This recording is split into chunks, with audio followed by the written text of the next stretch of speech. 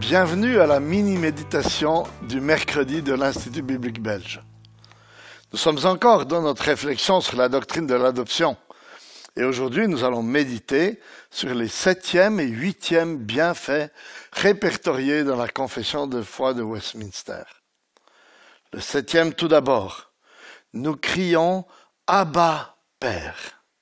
Il provient de Romains, chapitre 8, verset 15.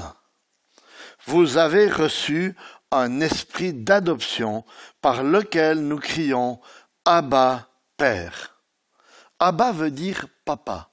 Et je ne sais pas si vous avez déjà remarqué que quasiment dans toutes les langues, le terme affectueux et intime pour appeler les parents est composé de 2 syllabes simples qui sont presque toujours les premières qu'un bébé arrive à prononcer. Ce sont 2 syllabes qui expriment l'intimité et la dépendance envers les parents qui se manifestent depuis le début de la vie. Et c'est la même chose dans la vie chrétienne. L'adoption est un privilège qui vous est acquis depuis le premier jour où vous avez répondu à l'appel de Dieu. Depuis cet instant, il est votre Père auquel vous pouvez vous adresser avec les balbutiements d'un nouveau-né spirituel, les cris d'angoisse d'un enfant dans la détresse. Quel bienfait! Lorsque je suis dans la crainte, dans l'angoisse, dans la souffrance, l'esprit qui est en moi me pousse à crier, à m'adresser à Dieu comme à mon Papa céleste pour qu'il me vienne en aide. Et c'est là que le 8e bienfait déploie toute sa richesse. Nous sommes les bénéficiaires de la compassion de Dieu.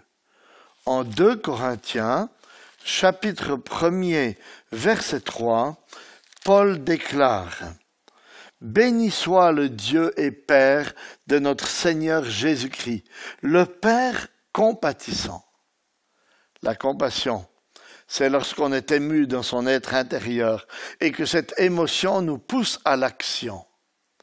Elle est un des traits du caractère de Dieu que Jésus a mis en lumière d'une manière toute particulière pendant son ministère terrestre. À de nombreuses reprises, il nous a dit que la compassion était à l'origine de son action. C'est ému de compassion qu'il purifie le lépreux, ouvre les yeux des aveugles, multiplie les pains, etc.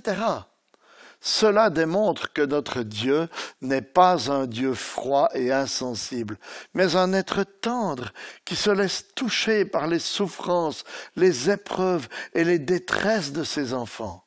D'ailleurs, le mot « père » dans la Bible fait souvent référence à l'origine. Ainsi, en appelant « Père compatissant », c'est comme si Paul voulait nous dire que Dieu est l'inventeur ou le créateur de la compassion, ce qui nous assure qu'il ne nous laissera jamais une seconde de plus qu'il ne le faut dans les situations douloureuses que nous traversons. Quel repos et quelle paix se dégage d'un tel bienfait, n'est-ce pas?